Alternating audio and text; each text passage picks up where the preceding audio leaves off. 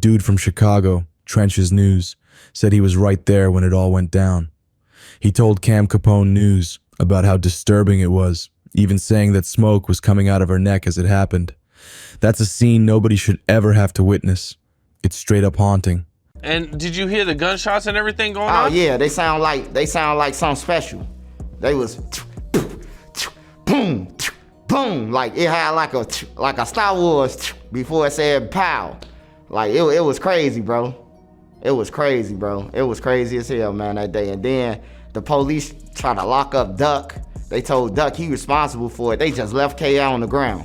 They ain't try to help her, administer no aid. They ain't try to do none of that.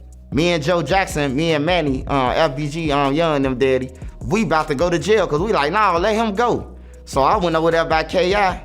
Smoke was coming out her neck, man. It was all sad. All right, let's talk about BTB Savage, because this one's wild. Some say his interview with DJ Vlad might have been the reason he's no longer here. Why? Because he got real cocky, talking about how he killed someone in self-defense, like it was no big deal. According to Savage, a local rapper had been trying to get a feature with him for a minute. Finally that night, the dude hit him up, and they agreed to link up for the track. But it wasn't all good.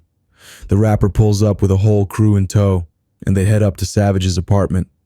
The vibe was off from the jump. Dudes looking around his place, acting weird. But when Omar upped the bankroll, Savage thought everything was cool, so he let it slide. They bring in a box full of studio gear, ready to work. But then the other rapper claims he's missing a few things, so Omar takes him back to the car to get it. That's when Savage gets suspicious. He locks the door, but then Omar starts talking about his jewelry and out of nowhere, pulls a gun on Savage. He demands everything. At first, Savage wasn't backing down, but when Omar threatens to shoot him and his girl, Savage knows he gotta make a move.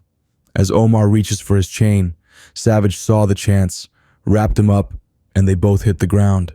The gun slipped out of Omar's hand, and Savage yelled for his girl to shoot.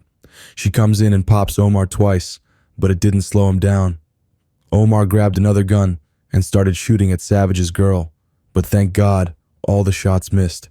Savage managed to get Omar under control, told him to bounce since his son was in the room, but Omar wasn't hearing it. He kept threatening Savage, saying he was gonna kill him. Then his crew rolls up and starts shooting through the door, but they missed too. After the shooting stopped, Savage's girl took another shot and finally hit Omar in the torso. Omar ended up dying right there. It was self-defense, but the whole thing went viral, like crazy, especially after Savage went on Vlad TV and got cocky about the situation. The interview hit 2 million views in a week, but it didn't sit right with his ops.